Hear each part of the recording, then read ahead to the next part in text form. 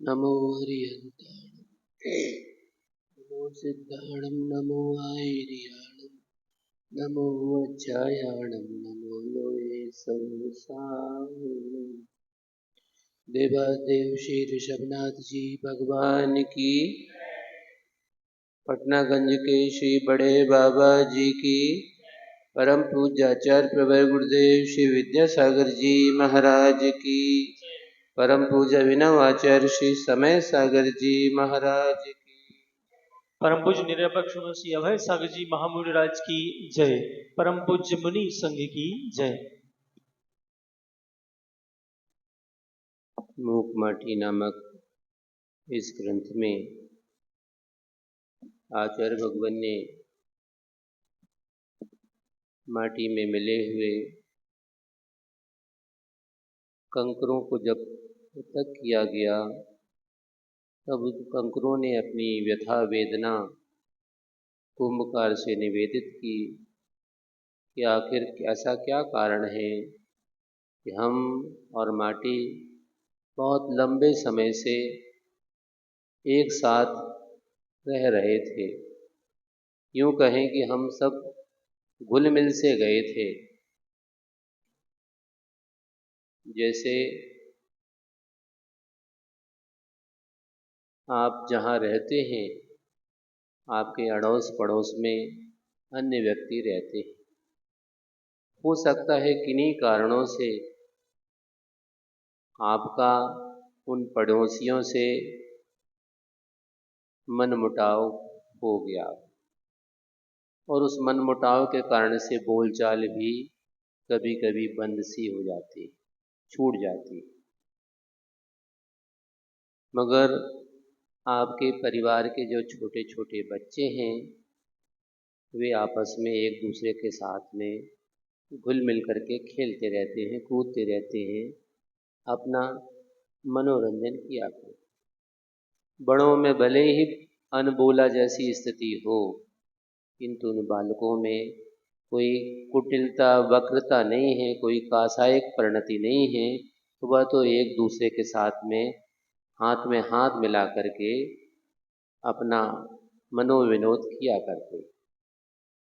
ऐसे ही इन कंकरों ने कुंभकार से कहा कि हम तो लंबे समय के साथ में दोनों एक एक थे, एक में एक थे, हम में कोई पृथकपना नहीं था, फिर आपने हमें क्यों अलग किया। उनको कंकरों को संबोधित करते हुए कुंभकार के द्वारा बताया गया कि भले ही तुम माटी के साथ रहे थे, किंतु माटी जैसे तुम नहीं थे। माटी में रह करके भी तुमने अपनी अपनी पृथक सत्ता बना करके रखी थी। तुम माटी के समान होकर के भी भले ही रूप रंग तुम्हारा उस जैसा था, मगर तुमने कभी माटी को अपनाया नहीं। इसलिए तुम अपने आप को, इतना ही नहीं, अगर कदाचित माटी में से कंकरों को अलग कर लिया जाए और पीस लिया जाए, तुम कह सकते हो कि हमारी प्रकृति थोड़ी सी कड़ी है। क्योंकि कभी कभी प्राय करके पुरुष लोगों की जो आवाज़ है थोड़ी सी मोटी या कहें भारी होती, उनकी अपेक्षा से महिलाओं की आवाज़ थोड़ी सी पतली और मधुर होती। एक बार एक ऐसे कुछ चर्चा चल रही थी, तो एक व्यक्ति जिनकी आवाज़ थोड़ी सी भारी थी, मोटी थी, उनने कहा कि महाराज इसका कारण हम बता देते हैं। बताओ भी ये क्या कारण है। क्या है कि हमारे घर में जो बसोरन आती होगी प्रसूति के समय, उन्हें इतना उंगरिया गरी में इतना ज़्यादा डांट दी थी, सो हमारी आवाज़ मोटी।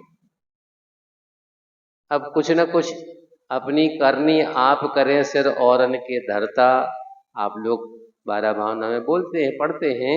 तो ऐसे ही अपने शरीर की प्रकृति की अपेक्षा से दृष्टि में नहीं रखा और किसी अन्य पर आपने दोषारोपण कर दिया। इसी प्रकार से यहाँ पर उस कंकर को बताया गया कि भाई देखो, तुम्हें पीस भी दिया गया हो, चूर्ण रेतिल के समान, रेत जैसे होती ना, उस रेत के समान बिल्कुल बारीक से बारीक छान लिया गया हो। कई बार भोजन की जो प्रक्रिया है बनाने की, आटा तो भले ही आपने गूंथ लिया है, लोई भी बना ली है, मगर जब तक उसमें परथन का उपयोग नहीं करेंगे आप, तब तक वह रोटी आगे बढ़ने वाली नहीं है। उसी प्रकार से उस परथन का थोड़ा सा रवादार पना होता है, उस आटे से तो वह मोटा होता ही होता है। कदाचित दलिया बनाना हो तो फिर थोड़ा सा और ज़्यादा मोटापना आवश्यक होता है, मगर मैदा की अगर आवश्यकता हो तो जितना वह गेहूँ बारीक से बारीक हो जाता है, उतना ही वह उस मैदा के कार्य के लिए उत्तम माना जाता है। उसी प्रकार से तुम्हें हमने कितना भी बारीक कर दिया हो, चूर्ण के समान पतला बना दिया, किंतु तुमने अपना गुणधर्म नहीं छोड़ा और तुम फिर भी माटी के समान नहीं बने। उसी बात को और आगे बढ़ाते हुए कहा जा रहा है, प्रश्न नंबर 49। जल के सिंचन से भीगते भी हो, परंतु भूल कर भी फूलते नहीं तुम। माटी में पानी मिलाया गया, कदाचित माटी से अलग रखे गए हैं कंकर, उनमें भी पानी मिलाया गया, तो तुम फूलते नहीं।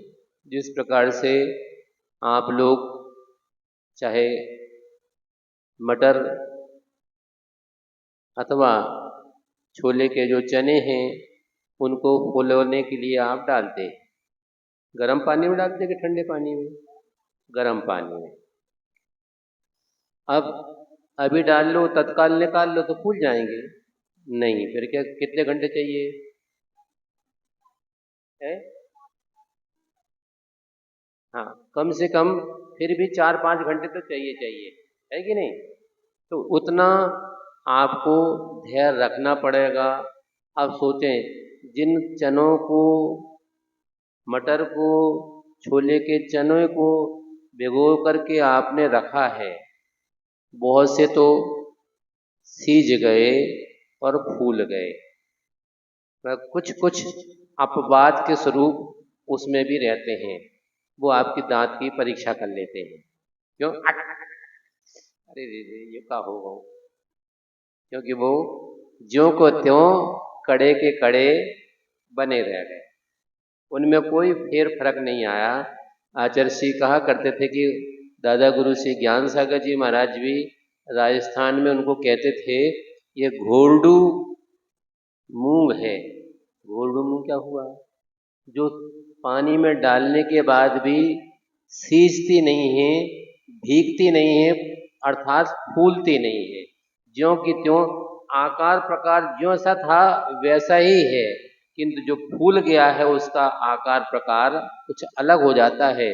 जो समझदार होते हैं, मान लो ऐसे उन्होंने निकाला और थाली में ऐसे छोड़े, तो जो सीज गए हैं उनकी आवाज बिल्कुल पृथक होगी, और जो सीझे नहीं हैं वो टन की आवाज, वे टन टन वाले अलग कर दो।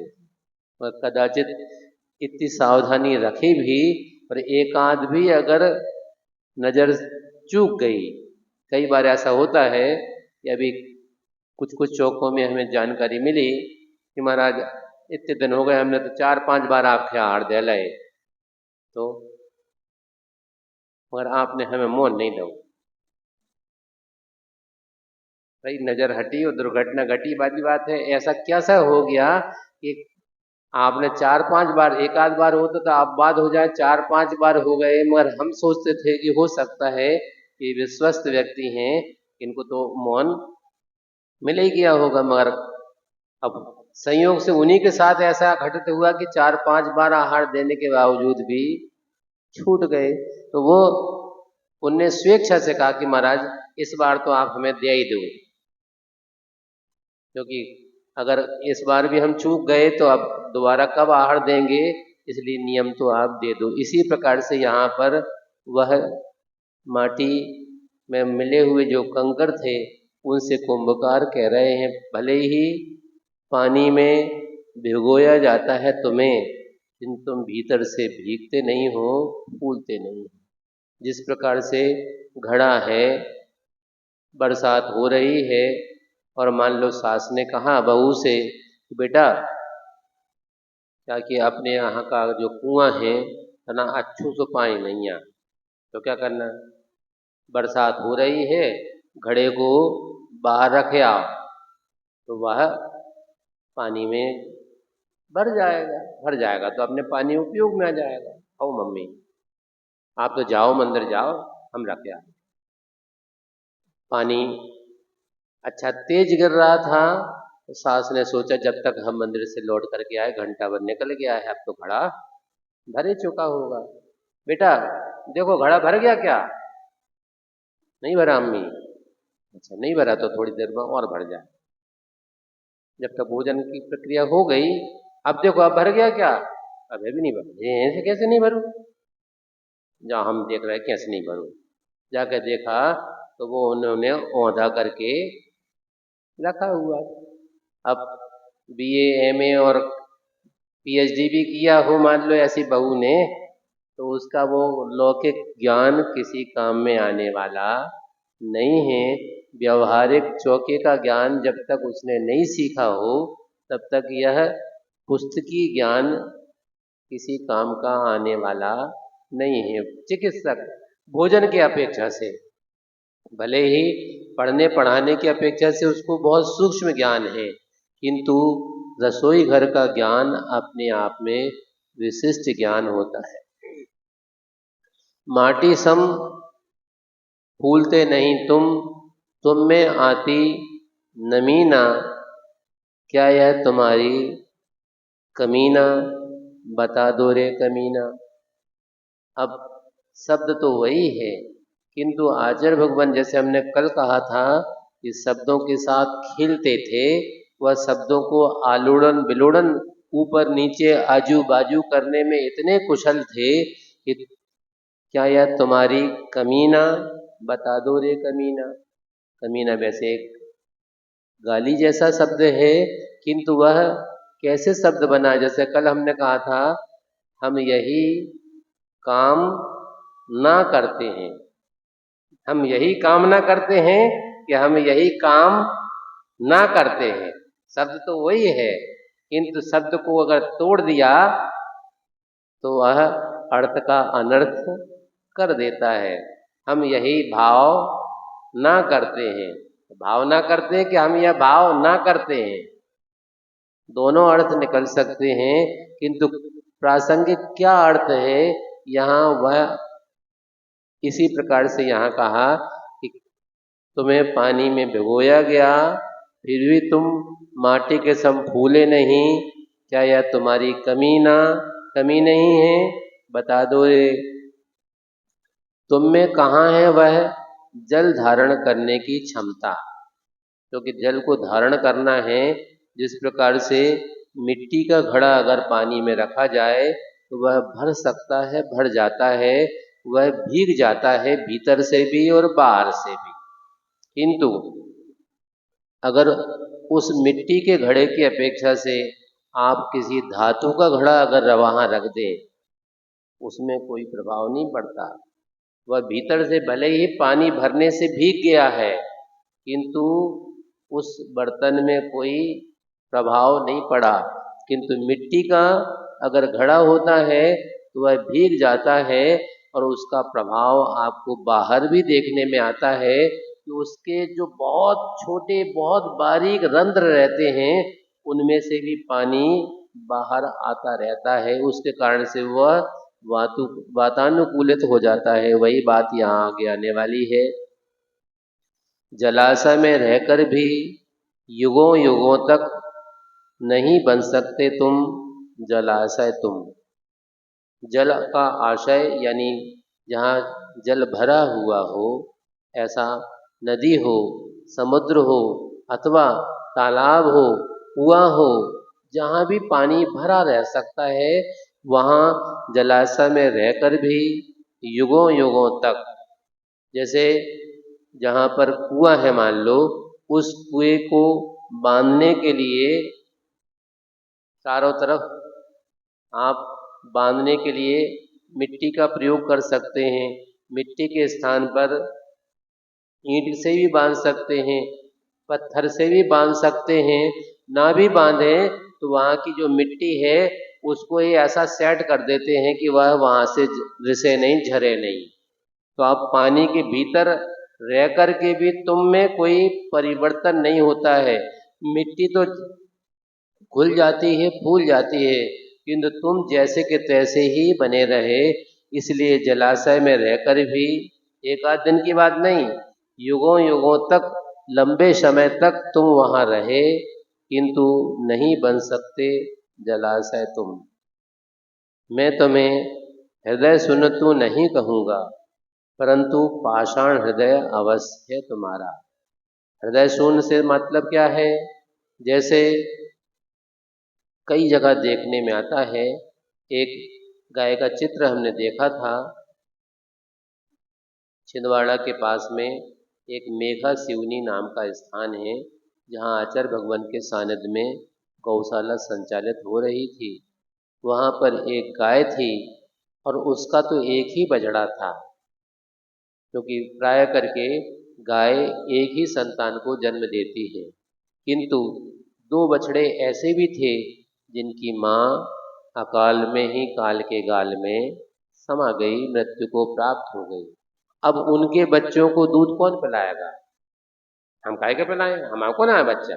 नहीं, वह गाय इतनी हृदय का द्रवित इतनी होती है कि वो चित्र एक देखा कि एक इस तरफ से, एक इस तरफ से और एक टांग की यहाँ से तीन बछड़े हैं और तीनों बछड़े अपने अपने तरफ से जाकर के उस गाय के थन में अपना मुंह लगा करके दुग्ध पान कर रहे हैं। अब हमारे और तुम्हारे का भेद हम और मानवों में तो हो सकता है, किंतु उन जानवरों में ऐसा भेद नहीं था। इतना ही नहीं, एक चित्र ऐसा भी देखा था कि एक तरफ गाय का बच्चा दूध पी रहा है, एक तरफ सुअर का बच्चा भी उस गाय का दूध पी रहा है। हमारा थोड़ी है आपके बाजू से निकल जाए, हट हट हट हट हट हट हट, आप उसको भगाएंगे, किंतु वो कहती है कि बच्चा तो बच्चा है, इसको दूध की आवश्यकता है तो मुझे पिलाने में कोई हर्ज। कई बार ऐसी कुतियों को भी देखा कि वह भी सुअर के बच्चों को भी दूध पिला देती है। एक जगह ऐसा भी चित्र देखा, एक गाय हिरण के बच्चे को दूध पिला रही है। तो ये सब मानवीयता का एक अच्छा प्रभाव है। इसीलिए यहाँ कहा गया है, हृदय शून्य तो नहीं कहूँगा, हृदय तो है, कि तुम्हारे अंदर पाषाण हृदय अवश्य है। पाषाण पर शिला के ऊपर कितना ही पानी डाल दो, कोई प्रभाव उसके ऊपर पड़ने वाला नहीं है। किंतु माटी में अगर पानी डालोगे तो वो फूल जाएगी। यह उसके भीतर की मृदुता है, वह मृदुता के कारण से वह आत्मसात कर लेता है पानी को। किंतु पाषाण जहाँ हो उस पर कोई प्रभाव नहीं पड़ता। इसलिए यहाँ कहा, हृदय शून्य तो नहीं कहूँगा, परंतु पाषाण के समान हृदय है तुम्हारा। दूसरों का दुख दर्द देखकर भी नहीं आ सकता कभी तुम्हें उसे पसीना, है ऐसा तुम्हारा सीना। देखो, पसीना और सीना दोनों का प्रास है, अनुप्रास जिसको कहा जाता है, किंतु दोनों के अर्थ भिन्न भिन्न हैं। ऐसा किसी को दुख दर्द अगर होता है तो आपकी आंखों में आंसू आ सकते हैं, आ जाते हैं। आचार्य भगवान तो कहा करते थे कि अगर तुम्हारे शरीर में कोई तकलीफ है, कष्ट है, तो तुम्हारे भगवान, ये भैया जिस जिस को नाम कहा जाए, भैया भगवान का नाम लो, नमोकार हमसे नहीं बोला था, इतने जोर से तो आप बोल सकते, हमसे नहीं बोला बना। प्रभु का नाम आप, ये कक्का, ये भैया, ये चाचा, ये ताऊ, ये भैया, जिसका भी आपको मुंह पे नाम आ गया उसको आप पुकार रहे हो, बुला रहे हो, चिल्ला रहे हो, किंतु उसी समय हे भगवान, हे अनंत परमेश्वरी, हे सिद्ध भगवान, हे आचार्य भगवान, ऐसा भी तो कह सकते हैं, कोई नहीं आएगा। किंतु हमारे मन में जितना रागात्मक परिणति अपने प्रति है, उतना ही हम अपने आप को गाफिल में रखे हुए हैं। हम अपने पंच परमेष्ठियों को अगर स्मरण कर दें तो वह उनके स्मरण करने से हमारे पाप कट सकते हैं। इसलिए यहाँ कहा कि जिसके अंदर में हृदय होता है तो वह अपने दुख दर्द को भी भूल जाता है। आचार्य श्री ने एक बार कहा था कि अगर किसी को वैराग्य अगर ना आ रहा हो तो एक बार उसको अस्पताल भेज दो। किसी को कष्ट हो रहा हो, दुख दर्द ज़्यादा हो, उसको अस्पताल के उस वार्ड में भेज दो जहाँ व्यक्तियों के अंग उपांग खंडित विखंडित हुए हों। कहीं एक्सीडेंट केस हुआ हो, जिनके पैर चरमरा गए हों, शरीर में कहाँ कहाँ चोटें आई हैं, कहाँ कहाँ पट्टियाँ बंधी हैं, कौन दर्द से करा रहा है, चिल्ला रहा है, उस वार्ड में उस व्यक्ति को भेज दो जिसको थोड़ा सा कष्ट है। जब जा कर के देखेगा, ये भगवान, इनकी तो एक पाँव ही कट गया है, क्यों एक्सीडेंट हो गया था, इतनी भीषण तकलीफ के बीच में भी यह मुस्कुरा रहा है, तो तुम अपना दुख दर्द को भूल जाओ। इसलिए आचार्य श्री ने कहा था कि अपने दुख के लिए दुखी होना आर्त ध्यान है, क्योंकि आप अपने शरीर को अपना मान रहे हैं, किंतु दूसरे के दुख दर्द के प्रति आपकी आंखों में आंसू आ जाएंगे तो वह धर्म ध्यान में बदल जाएगा। यह दोनों ध्यान तो दोनों हैं, एक आर्त ध्यान है जो पाप बंध के लिए कारण है, और धर्म ध्यान है वो पापों को प्रक्षालित करने के लिए कारण होता है। एज यू लाइक आपके ऊपर है कि आप रोना, आंखों में आंसू आना गलत नहीं है, किंतु अपने लिए आंसू आना वह अनिष्ट है, और दूसरे के दुख दर्द को देख करके आपकी आंखों में द्रवित हो जाना वह धर्म ध्यान है, पुण्यवर्धन के लिए कारण है। इसलिए यहाँ कहा कि दूसरों का दुख दर्द देख करके भी नहीं आ सकता कभी उसे पसीना है ऐसा तुम्हारा सीना। फिर भी ऋषि संतों का सदा सदुपदेश, सदा आदेश हमें यही मिला है कि पापी से नहीं पर पाप से, पंकज से नहीं पर पंख से घृणा करो ऐ आर, नर से नारायण बनो समयोचित कर कार। पुराने संस्करण में और इस संस्करण में कुछ आंशिक संशोधन हुआ है, अन्यथा अगर आप पुराने संस्करण हो रखी होंगी पुस्तकें यहाँ पे, उनमें देखेंगे तो ये यहाँ पर दोहा के रूप में आचार्य श्री ने मानो दोहा लिखा है, तो यह अतुकांतात्मक कविता, पापी से नहीं पाप से घृणा करो ऐ आर, नर से नारायण बनो समयोचित कर कार। पद पढ़ा कि गद्य पढ़ा? पद है, किंतु उस पद को गद्य के रूप में लिख दिया गया, तो आपको लग रहा है कि जैसे यहाँ पर गद्य लिखा हो। कविता की शैली में और कवि हृदय होने में यही विशेषता होती है कि वह अपनी रचना को भले ही किसी भी शैली में लिखें, किंतु उस शैली में भी लयात्मकता लाई जा सकती है। एक कवि महोदय नागपुर के थे, रामटेक में आचार्य भगवान के दर्शन करने के लिए आए थे, और उन्होंने चर्चा के दौरान जो व्यक्ति साथ में लेकर के आए, उन्होंने उनका परिचय दिया कि आचार्य श्री, यह व्यक्ति ऐसे हैं कि जो फिल्मों के लिए गीत लिखा करते हैं। हमने इनको कहा कि आप मूकमटी आप पढ़ो। पढ़ लेंगे, क्या करना है। मूकमटी की जो कविता है, इस कविता को आप लयबद्ध करके अगर कोई गीत लिख सकें तो हमें ज़्यादा आनंद होगा। उन्होंने अनेक प्रसंग को सूत्रपात करके कविता में निबद्ध करने का प्रयास किया। किताब आपके पास में है, पहला पृष्ठ खोलो। लिखा तो वहाँ ऐसा होगा, सीमातीत शून्य में नीलिमा बिछाई और इधर नीचे निरी नीरवता छाई। उषा का अब आन हो रहा है, निशा का अब आन, ऐसा कुछ पंक्तियां हैं, हम भी निकाले रहे।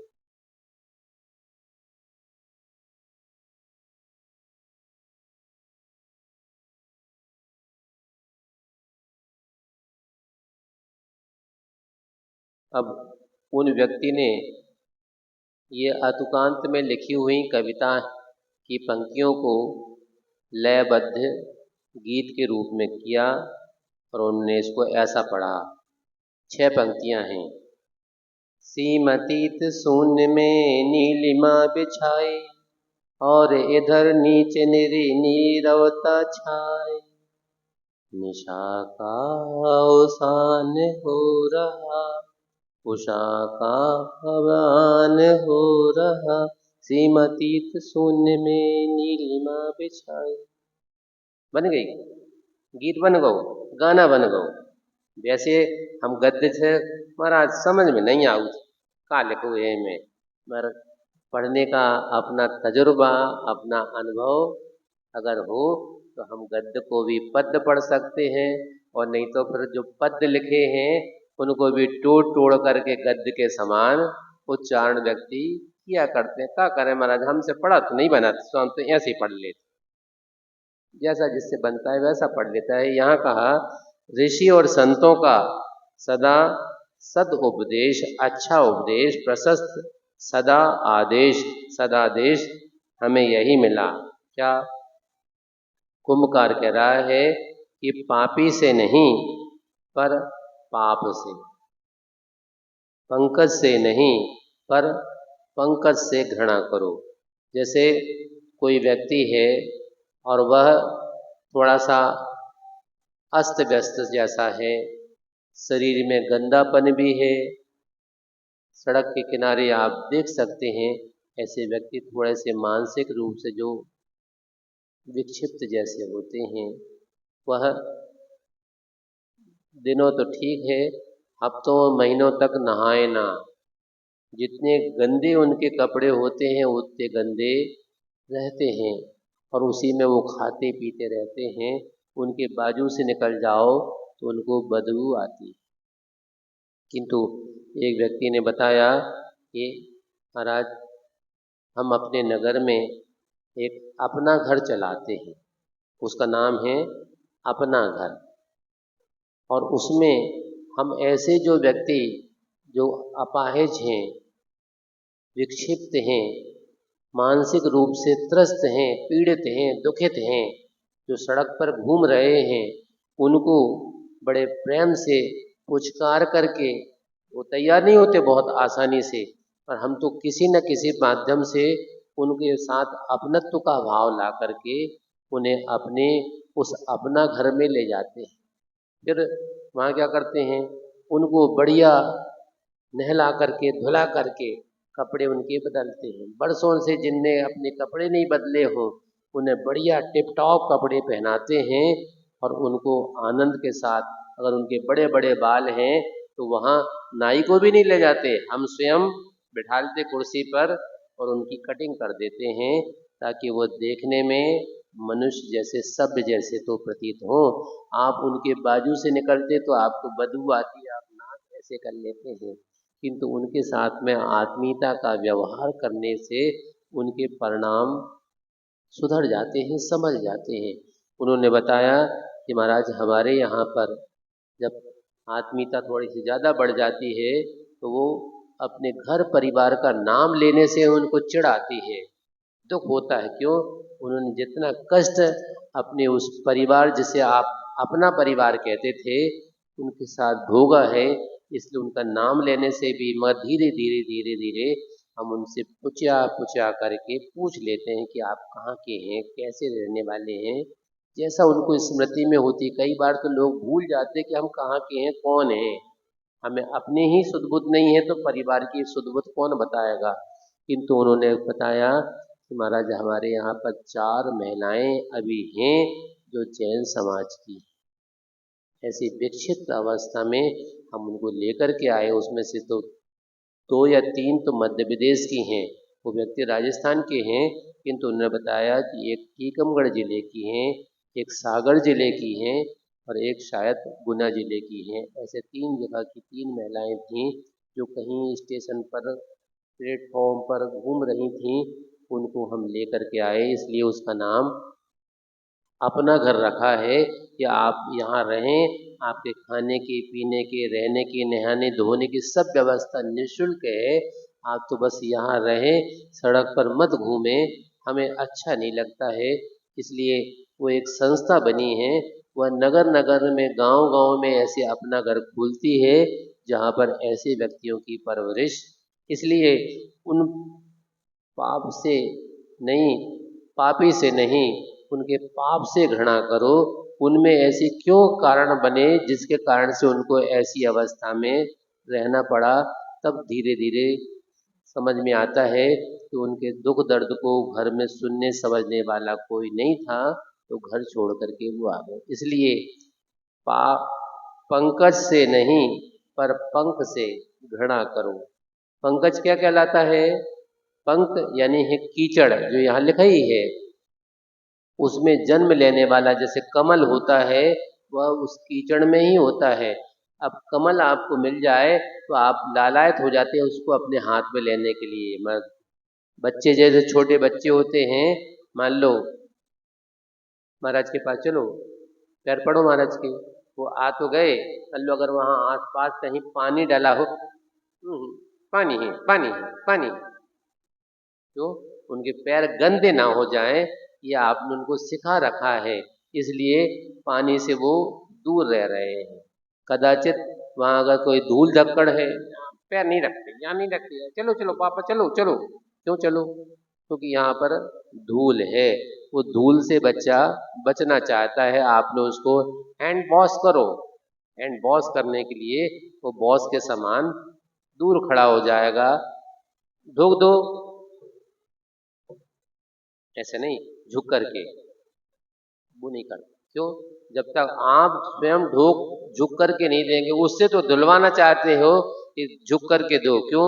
नीचे गंदगी उसको दिख रही है, वहां वो पैर नहीं रखना चाहते। इसलिए यहाँ कहा पाप से, पापी से नहीं, पाप से, पंकज से नहीं, पंख से घृणा करो। आई आर ए मनुष्यो, नर से तभी नारायण बनोगे, भगवान बनोगे, अगर समयोचित कर समय आपका हो गया। इतने रखने बोलिए आचार्य गुरु श्री विद्यासागर जी महाराज की।